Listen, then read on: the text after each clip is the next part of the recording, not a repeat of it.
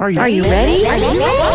Let's go! Don't you sometimes just want to talk about everything? You know, there's days when you can just talk about anything. Need to sit back and chat about nothing at all? Nothing But Julie, coming at you with fun and creative topics and interviews. Did you hear Julie's podcast? She's got the greatest topics. Come join the chat about everything, anything, and nothing. So unwind and tune in to Nothing But Julie. Great topics and cool interviews with some pretty awesome people. And now, without further delay, here's Nothing But Julie.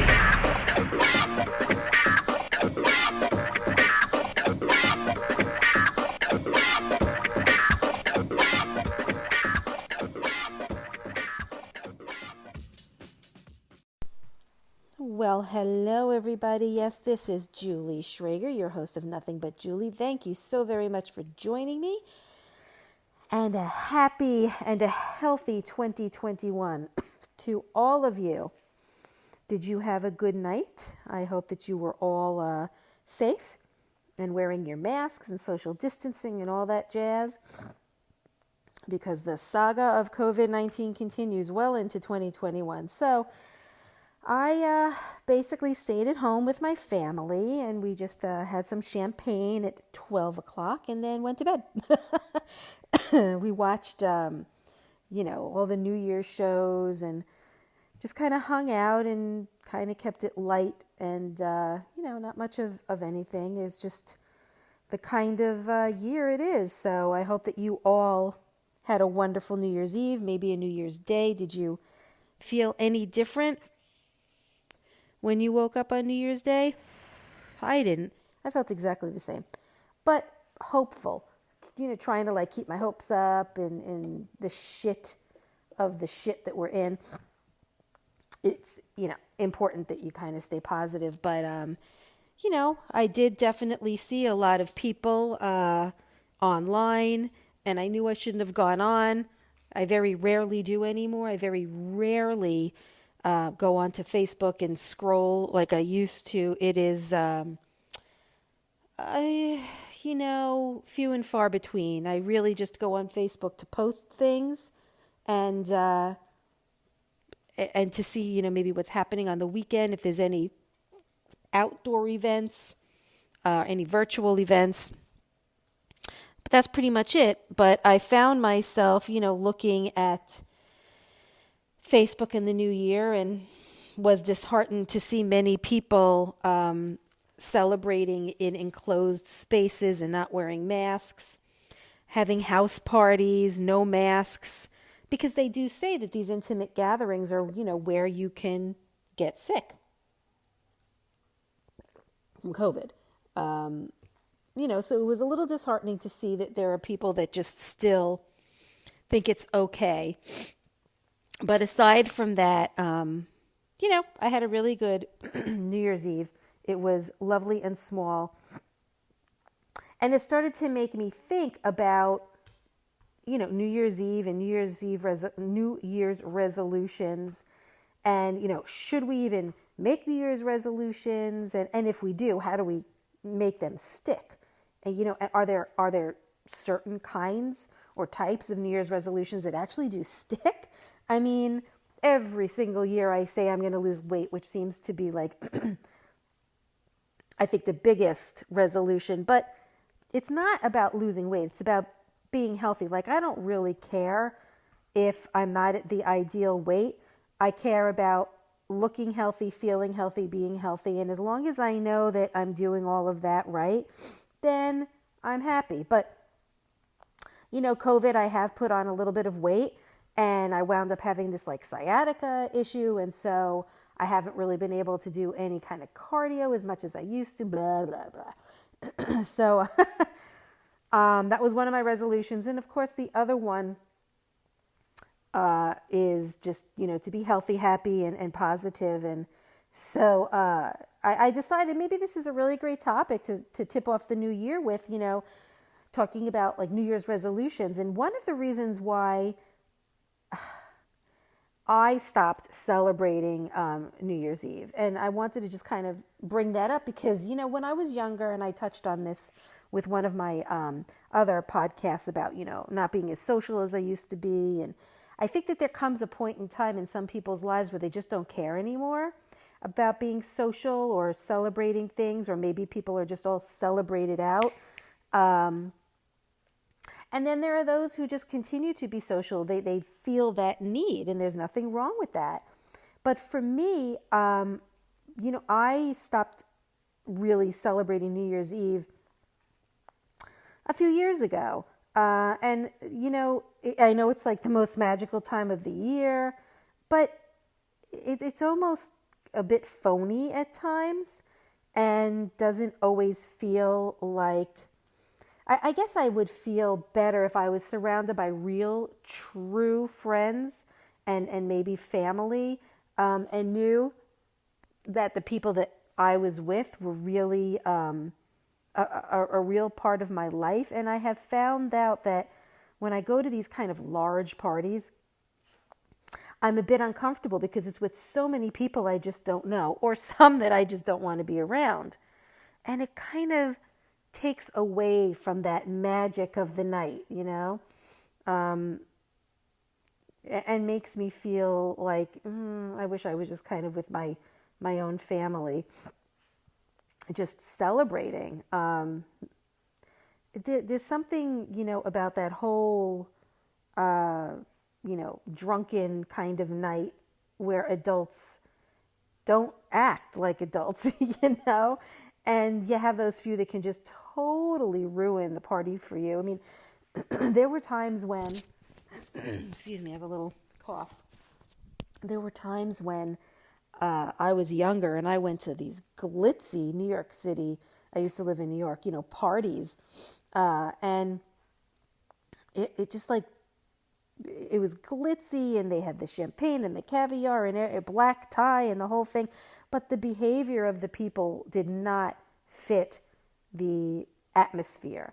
And it was just, I had just kind of had it after a certain period of time. And it's supposed to be a memorable night. Even though there were times when I went to parties where there was incredible food and this expensive champagne, it never really came to fruition to where I felt that it was really, really worth it for me.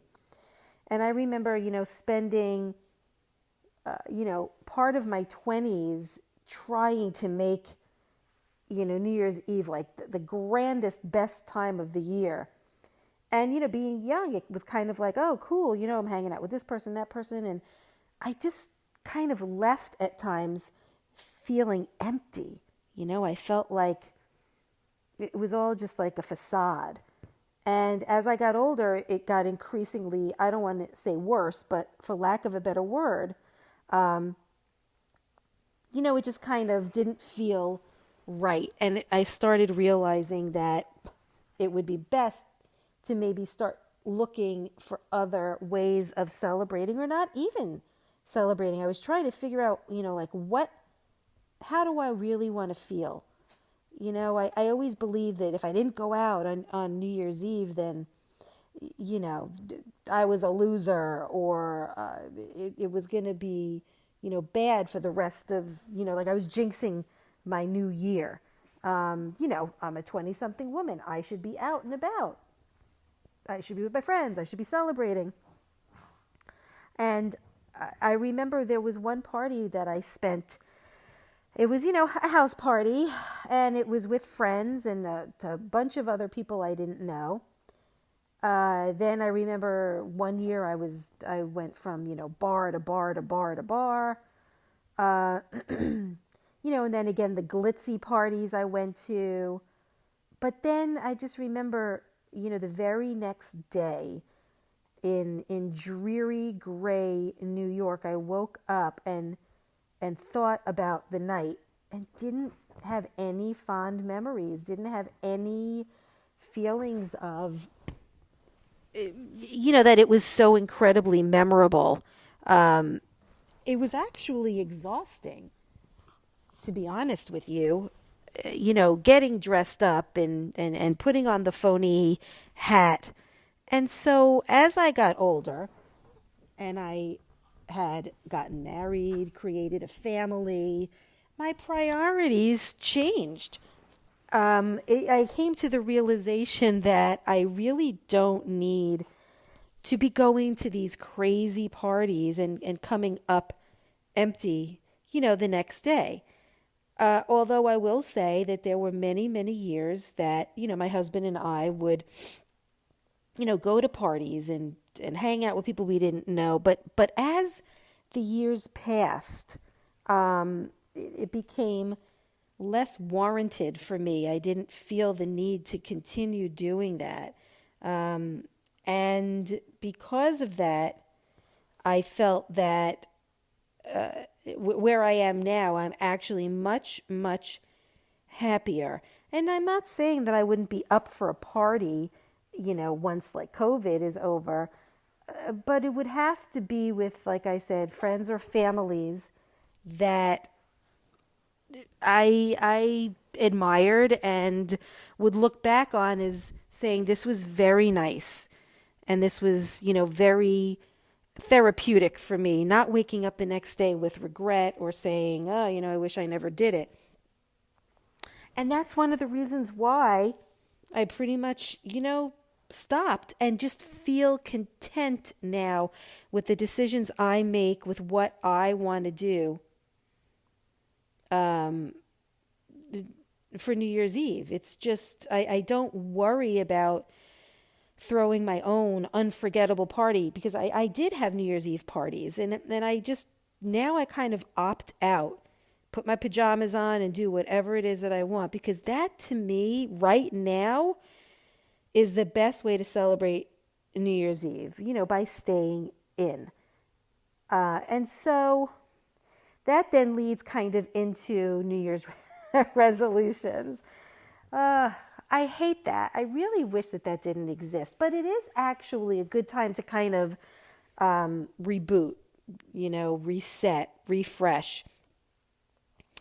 And although many people try their hardest to keep these resolutions, it's not always easy. I know that the gyms this time of year for the next few months get very crowded, and many personal trainers, amp up their business this time of year. And then just like anything else, it is no longer a novelty and becomes boring.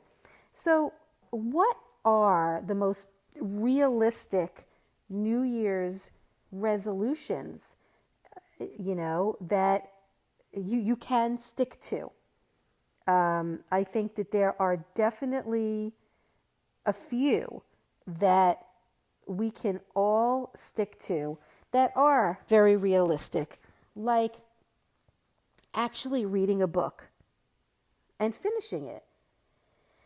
I have so many books on my Kindle, and I keep finding something more important to do, which really isn't that much more important. And I kind of fall into that genre of people who will read a partial book.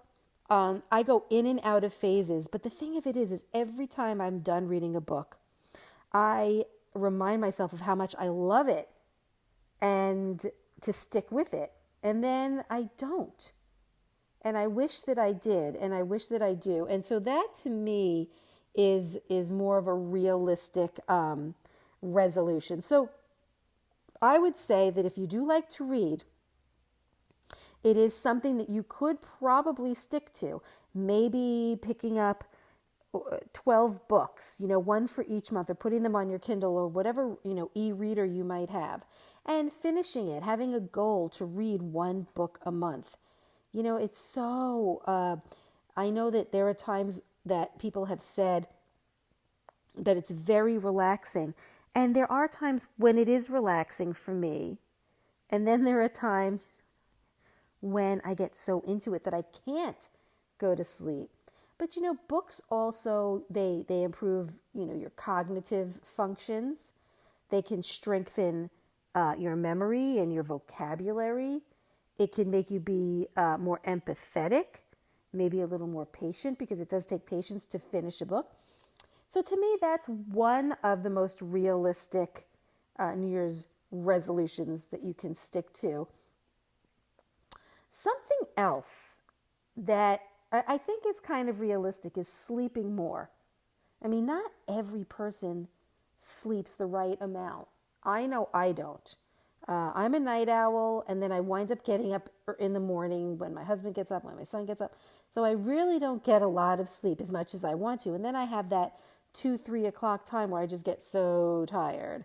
And so I just think that if we can all try and get maybe just like an extra hour of sleep, I know that when you sleep, it also helps to burn fat.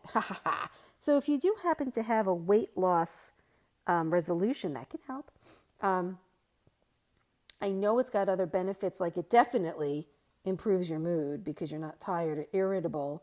I do remember reading once before that it does help with heart health, but it also keeps your brain sharp. So maybe that's a little more of a realistic New Year's resolution that we can all stick to. Okay, now this one I know we can all stick to, especially because of COVID.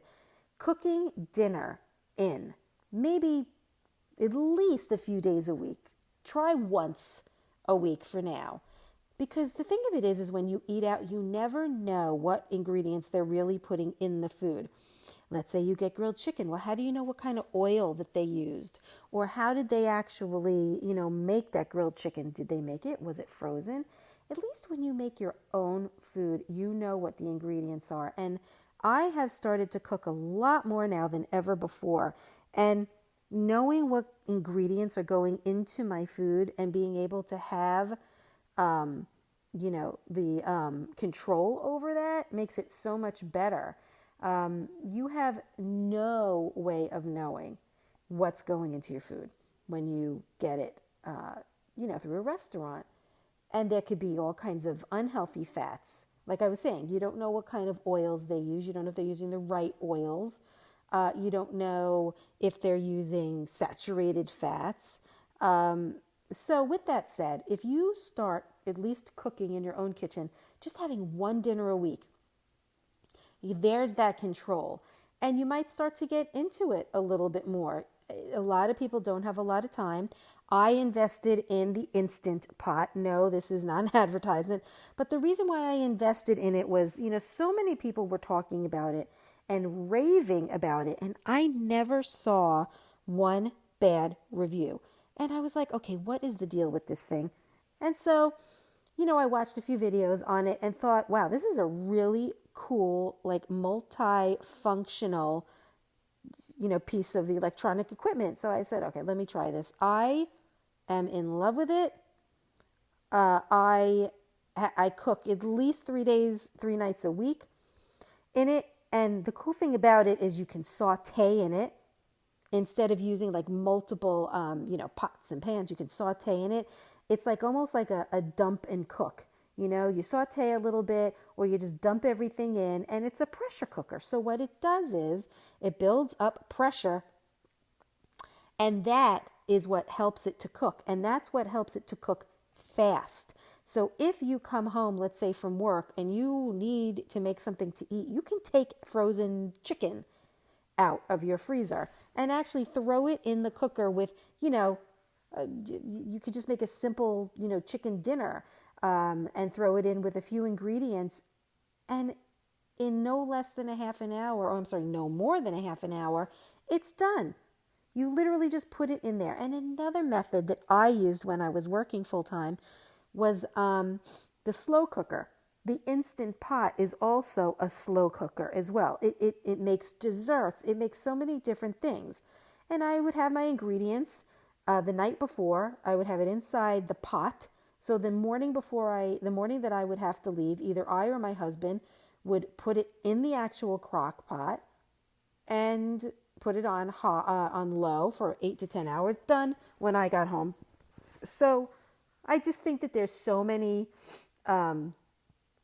avenues to use to make yourself dinner that sometimes, we just think of excuses. But if you can, try to make this year a little bit more savory with making your own dinners once or twice a week. And who knows, you might find cooking to be, so much fun that you keep doing it more. That's what happened with me. So I think that that might also be another resolution that you could stick to. Okay, now this is something that I also think is, okay, let me just say what this is. This is kind of about your health, which is when you are working. If you have an iPhone, if you have an Apple Watch, and if you don't, certainly you have some kind of a timer or reminder or a calendar at work where you need to remind yourself to stand up, walk around, take a break for 5 minutes. It is feasible. You don't have to sit in a seat for more than an hour. And I think that and I've done it, when you're at an office job and you're hunched over, your chair and you're working on your keyboard, your computer, it actually increases your risk of depression, and your metabolism slows down. And there's so many other consequences that can happen. And the best thing you can do for yourself is get up once an hour, walk around, pretend that you have to go to the bathroom, every hour. Walk around, get your blood flowing, take a deep breath. That to me is really important. And if you can just take a few minutes out of each hour and do something like that, it makes a big difference. I have an app on my phone and on my watch that reminds me to stand up. And there are times when it will remind me to stand, and I can't believe that I've actually just been sitting for an hour. That's how quickly it goes. So you can understand that, oh, wow, I can't believe I've been sitting here for 3 or 4 hours. Having a reminder is a great technique. And I think that that is something that we can, all do. Something that's been on my list is to try harder not to complain. I've noticed that I've become much more angry over the last almost year from COVID and the politics and all the crap that's been going on in the world. And I've become much angrier, which has led me to complaining out loud to my husband, and my son hears it. I noticed that I've been doing it more often, and I've realized that I am guilty of watching more news and getting notifications on my phone. And, like I said earlier, being on Facebook, maybe Twitter, seeing some negativity. And I had made the decision that I was going to kind of pull back the reins on all these things that were making me feel negative, that I was complaining about. And I have to tell you, it was a lot easier than I thought. Doing much less social media, not watching the news as much, getting rid of all of the notifications that I had on my iPhone has made me complain less because I know less. I kind of feel like, I think that there is only an infinitesimal amount of importance that I need to know about. Those things that are important, I will find out about. There's no doubt in my mind. But do I need to know everything? No, because all it did was make me sad and angry and complain all the time.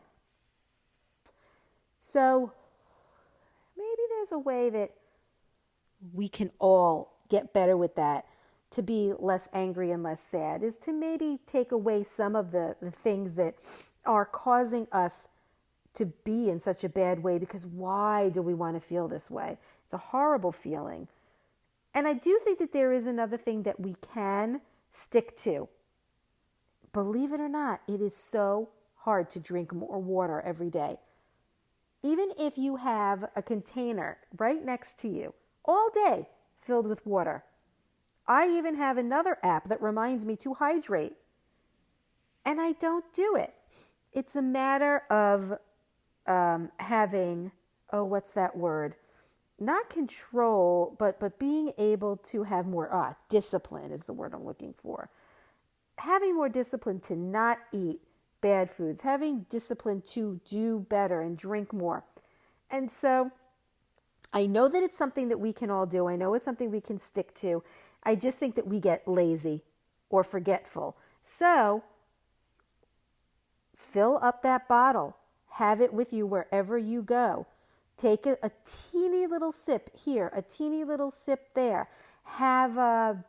Make it sparkling water. Make it seltzer. Get yourself a seltzer machine or buy some flavored seltzer, or add some oranges or some strawberries, cucumbers, even a little bit of lemon if you need a little bit of flavor. Have it really cold if you like it cold. Have it warm. Well, not warm, but room temperature. I like having cold water with a little bit of lemon in it, because the lemon is really great for your toxins. Really great to get rid of your toxins. Do you think that it's possible for you to start with a resolution of drinking more water? I think it's a great resolution. It's just a matter of remembering and sticking to it. So if you have that bottle of water with you all day, and then you come home, let's say from work at night, or you're at home, it's always going to be there. It's going to be a constant reminder. Fill me up, fill me up. There are even bottles that have times on it. To drink this amount between 1 and 2 p.m., drink this amount between 2 and 3. I think that those are really great ideas. And I do think that it's something to stick to. I know that they say, you should be having 8-ounce cups of water. That has been debunked. I just think that drink as much as you can. Don't overdo it, because sometimes too much water is too much and can do harm. But the benefits of drinking water, I mean, you name it. I mean, it flushes out your liver. It helps you with your metabolism. It helps you to lose weight. It helps with diseases. It helps give you a healthy gut. I just think that, it is definitely a great resolution, and definitely one that we can definitely all stick to. There's something that I read. For those of you who are coffee drinkers, I am not. I'm a huge tea drinker. But if you're a coffee drinker, I had read, drinking your coffee black with nothing in it, because it has fewer than, I think, 5 calories. But when you have some coffee with cream and sugar, I mean, that can add up to like 100 calories. That's a lot. And that doesn't even account for the excess fat and all that excess, sugar, glucose that you have in your diet. But apparently has tons of health benefits. I think I remember reading that some of the benefits are that it can help with memory loss, which who the hell ever thought about that? And it can protect against dementia. Your memory can be boosted. I never knew that was something. It actually can help with fatigue, like mental fatigue. They say that it can actually make you smarter, like with your mental performance. It's pretty cool, I guess, because maybe of the caffeine. And it also helps with your reaction time, and also can help reduce depression. So, I mean, look, hey, if you like coffee, a coworker of mine used to have iced cold black coffee, and it just did not seem appealing to me. But the health benefits, he said, far outweighed having all the other junk in there. So, I mean, I guess you can always... I read also that if you have like a light roast coffee, it actually is sweeter, but has, more caffeine. But I don't know. I think that also you're not supposed to be drinking a lot of it. I mean, although it's good for you, I know a lot of people drink too much of it. So maybe you can do two things by, kill two birds with one stone. You can reduce the amount of coffee, but the coffee you have, make it just plain black coffee if you do that. If you can. I mean, I don't know. This is not easy, but I actually saw this on TikTok. You get 100 envelopes, and you number each envelope. wait, am I right about that? 100 envelopes, or was it 12? Yeah. Oh, let's just stick with the 100 envelopes. And you number each one 1 to 100.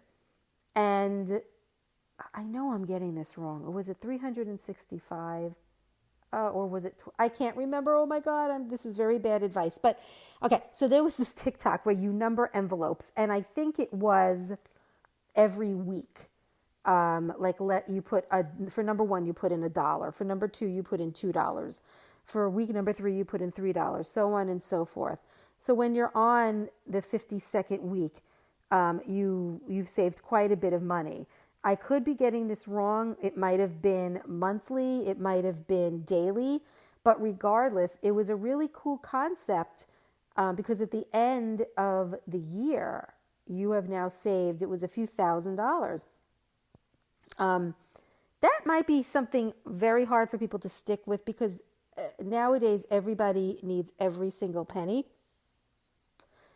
But for some, it might also be a little more realistic. So if you can do it, you might want to try it.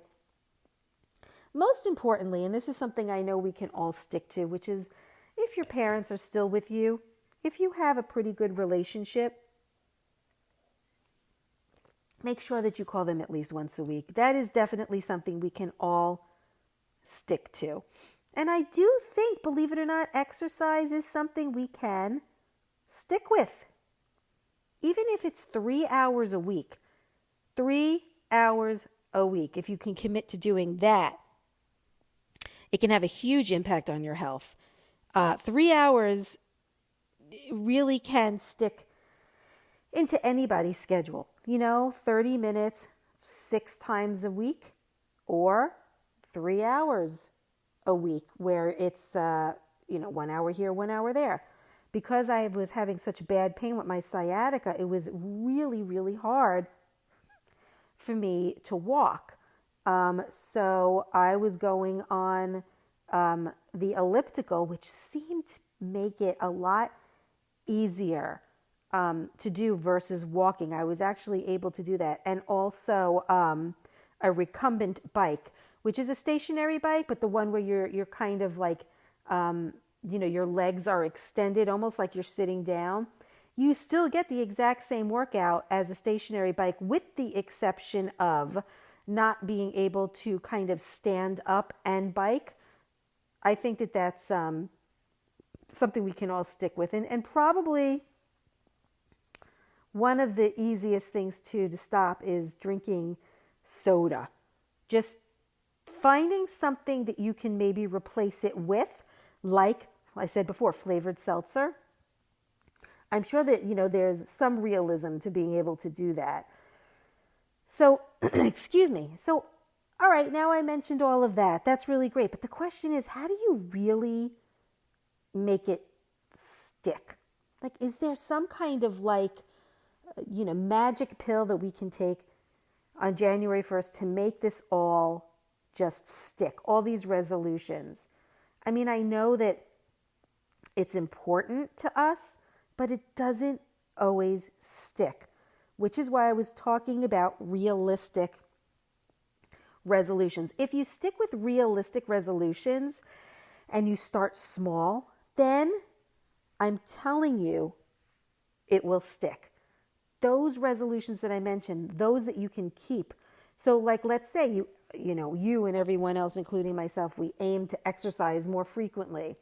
So let's make a schedule to one that we know we will stick to. See, for me, I actually don't exercise when I start overthinking, what exercise am I going to do tomorrow? How am I going to do it? If I don't think that way and I just say, okay, today's Monday, let's see, what do I want to do today? And then I think about it at that moment.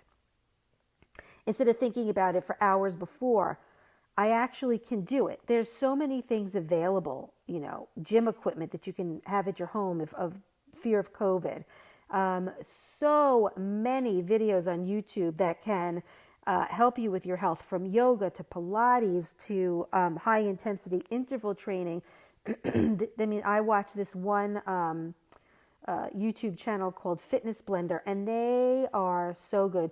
They have HIIT, they have yoga. There's another one that I do that that I watch that is the kettlebell, and it's just kettlebell exercises. There's another one that's yoga lattes, which is yoga with Pilates. So I think that if you start small and you can then build up to more, that right there is a recipe for you to be successful. I also think that if you only schedule maybe twice a week, starting off with exercising, that might then lead to other things you might have resolutions for, like eating healthier, drinking the water I mentioned before. Sometimes if you always have dessert on your mind, once a week, replace it with yogurt or fruit. But don't 100% take away the things that you like, because that is a recipe for disaster. Because then you're going to start seeing what you're doing as punishment. It's, I think, more important that you look forward to the things that you want to do. It's all about, changing your behavior. That's what's most important. How can you change your behavior to stick to these resolutions? I mean, we all have unhealthy behaviors, and they kind of develop over the course of a lifetime. So how can you replace these unhealthy behaviors? Well, it takes time. But I think it's a matter of, like I said, starting small and starting with realistic resolutions. So instead of throwing everything at you at once, this way you're slowly doing one thing at a time. And once you achieve that resolution after a month, then you can slowly start to incorporate others into that. I think that also finding friends or family or people that are experiencing the same thing you are, being able to maybe have a group of people to work out with, or people that have the same interests as you do, is a really great way to keep your resolutions and helping them to stick. But the most important thing that I've learned is not to beat yourself up, because it's never going to be perfect. That's an unattainable, unrealistic view. I think that the minor steps, the small steps that you take, are the ones that need to be celebrated. I mean, let's say I had some ice cream the other day. Well, all right, I had ice cream. I wanted to have it. I wasn't going to stop myself from having it. I did it. All right, the next few days I'm not going to do that, but I'm not going to punish myself for it. Everyone has ups and downs. I think that there's nothing wrong with falling down. I don't want to call it a mistake. As long as you get back on track and you find it within yourself, because here's the thing. It's so true. Once you start realizing how great these resolutions are, and that, again, let's say you're trying to lose some weight. Well, once you start losing weight, once you start eating healthier, you realize how much better you're feeling. And when you stick to it, you realize that it really is not hard work. It's just something that you're not used to doing because you haven't been treating your body right. And I think once you start feeling that, you'll realize that it's the best thing for you. There's nothing wrong with asking for support either, to help things to stick a little bit more. Nothing wrong with that at all. I think that I think there's nothing wrong with dreaming big. I just think that for those of you who have trouble attaining resolutions, it's easier to start small and don't obsess over it. Like I said, I will think and think and think about how I'm going to exercise. What am I going to do? And it gets to the point where now I don't even want to exercise. It's 2:45 p.m. Eastern Standard Time, and I know I still have to work out. And I don't know what I'm going to do, but I know when I'm done with this podcast, I am going to get up and go do something, whatever it is. Whether I decide to do, some free weights, or some kind of high intensity, but I have to be careful because of, my hip, I will still do it because whatever I decide to do is going to be worth it for me. Let me also say that there are some times where you shouldn't make a change. It's not that you can't, it's that you shouldn't. And that's okay. Maybe it has something to do with your health or things that might endanger it. Learning from the past is also the best way. If you can remember how you did something and why you did not achieve it, think about what you can do to achieve it, and think positive. And even though change can seem daunting, it doesn't have to be. It could be something that you can look at in a positive way and change it. And so that kind of leads me then into just New Year's resolutions in general, and are they really worth it? Are they meaningless? Are they something that you should definitely do? I don't want everything that I've just said to go to crap, but I did want to bring it up because I think that it's important that we all know. Excuse me, I had to take a sip of water. If they really are meaningless, and that could be certain New Year's resolutions. I also think that the idea of creating a New Year's resolution can also be exhausting. And just the fact of knowing you're making the resolution and taking that first step to do it might be enough for you to say, okay, I don't want to do it. You do have personal goals, and I don't know why we have to do it and wait until New Year's to do it. I think that it's just important that we start at some point. So let's talk about why making some New Year's resolutions might not be worth it. But let's start with self-improvement, okay? I think that the way that we might imagine certain things, like self-improvement, it can be different than what we're thinking. What do I mean by that? Stressing out over, let's say, money and things that you're going to do to secure yourself having money, and the resolutions that you might have, it doesn't necessarily mean that you're going to achieve those goals. Like there are some people that might say, okay, I'm gonna start my resolution with a 30-day weight loss challenge. But the question is, when you set certain goals, it doesn't necessarily mean that it's for your benefit. I think that sometimes we do it like externally to make ourselves feel better, or are these resolutions just another example of, just wherever you go, there you are? I think that it all depends on the goal. So let's say you want to talk about self-improvement with your behavior, changing, some behavioral issues that you might have. I don't think it's very realistic when you're thinking of transforming yourself. And why? Because I think that when you really try to fix all of your flaws, it actually makes you not very happy.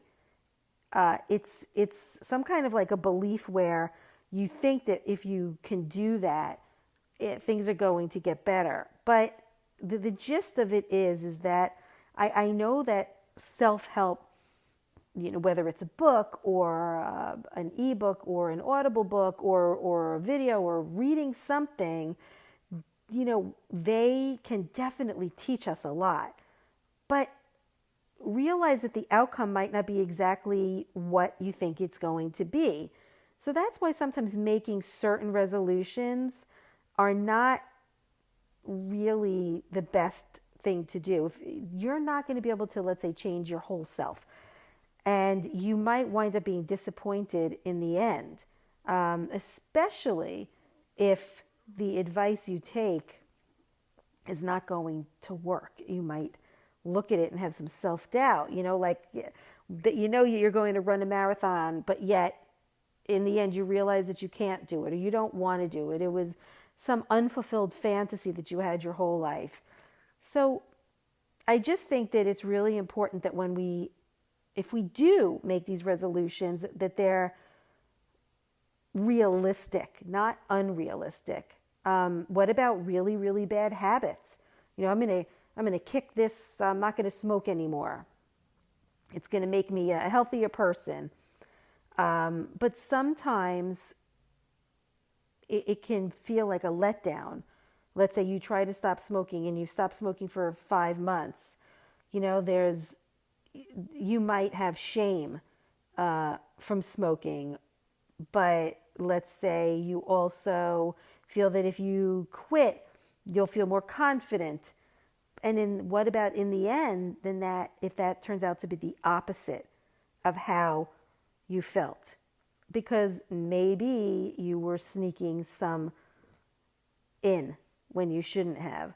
You know what I mean? I think that no matter how much you try with certain things, some of them might not be completely realistic. Like for me, I always say I'm not going to eat any more chocolate or any more, sweets. But the thing of it is I love sweets. And then you hear someone say, oh, but it's just a habit. It's just because you're used to it. And if you stop, then you won't want it anymore. No, I have stopped. There were times when I stopped for 6 months and didn't have sweets, but I still craved them.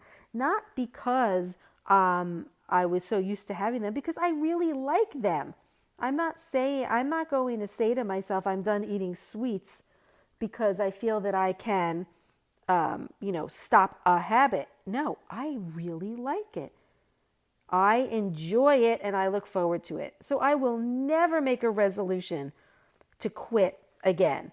I just learned how to do it in moderation. So I'm still really happy, but I don't have as much as I used to. You've got like these little manifestations of self-doubt, and those manifestations are what makes the resolutions unattainable. Only have dark chocolate, as a dessert, or join a book club. And guess what? The year comes to an end and you didn't do any of that. So, and again, 2020 has really sucked for all of us. And we have this backdrop of, how can I make myself better for 2021? How can everyone make themselves better so we don't have, 2020, a repeat of 2020 with what happened to the lives of Black people being threatened, or other groups that were vulnerable, or those who were, facing the reality of COVID or the lack of jobs. I mean, do you really think that in the end, cutting back on sweets really matters when you have such a large amount of other issues going on in the world? I think that it's not just me, but other people struggle to make sense of these things that seem to make sense before. And how do we survive in the most difficult of times? And I think that it's really important that we either don't make any resolutions, or like I said earlier, we make realistic resolutions, because you don't, to me, I think that personal goals are not necessarily pointless. I think that when you associate resolutions to, let's say, better health, it's not so totally out of reach. The small resolutions that I mentioned earlier are those that, really you can do.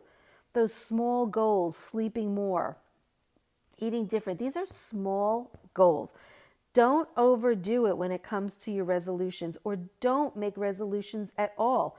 just start making changes. Because I think when you have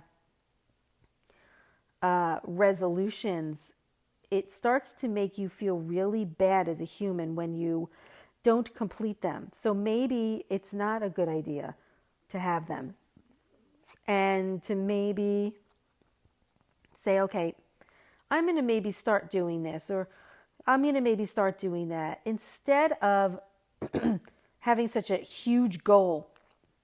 Because that goal, I think, is what makes us all kind of just like, this is not going to happen, and it gives us anxiety. And I think that sometimes expectations can be a burden, and we already have a lot of burdens. So why do you want to add more burdens, onto your load of other burdens? And expectations are the killers. Those are the ones who, expectations are just the ones where it actually makes it so much harder for you to attain. And I mean, I'm not totally against resolutions. I just don't think that they have to always be done on New Year's. I don't think that they have to be so huge, because you don't want to set yourself up to fail. Take it down a notch.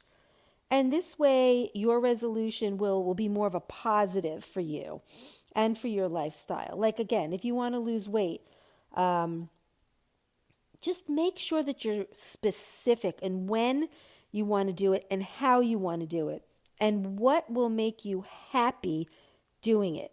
Instead of, I have to work out, what can I do when I'm done with this podcast? Well, for me, believe it or not, having my dogs around and having some really awesome 80s music playing really motivates me. I mean, walking into I have a gym in my house, walking in there, I don't want to do this. I should be blessed that I have this equipment. I should be utilizing it. But at the same time, it's like, I really don't want to. But then I start putting on the music, and I drink some water, and I just start doing it. And once I start doing it, I get into it. And then 30, 45 minutes later, I'm done. So I also think it's a really great idea to work in phases. This way you could be more proud of yourself. Like right now, I don't want to work out. But when I do it, when I'm feeling the way I'm feeling, I might just do upper body. So I'm done in a quicker time, but I know at least I did it. You know what I mean? Or I might walk around my house, going from one side to the other. Like I have to do laundry. So I'll go from one end of the house to the other side of the house doing, walking squats, although it's kind of hard because I have pain. But those are the things that you can do. So it's with that I do think that when it comes to resolutions, they are not as important as you think. Just go with what you think is best. So with that said, thank you all so much for joining me. I hope you enjoy your hump day and have a wonderful weekend. And don't forget, you can find me on social media platforms at Nothing But Julie. And also I am on all podcast platforms as well. Feel free to subscribe and like my page, and also check out my new blog, which is Nothing But Julie, and it's a WordPress blog. I think if you just go on to the internet, you type it in, you will see it. Enjoy your weekend, everyone. Don't forget, start those resolutions small.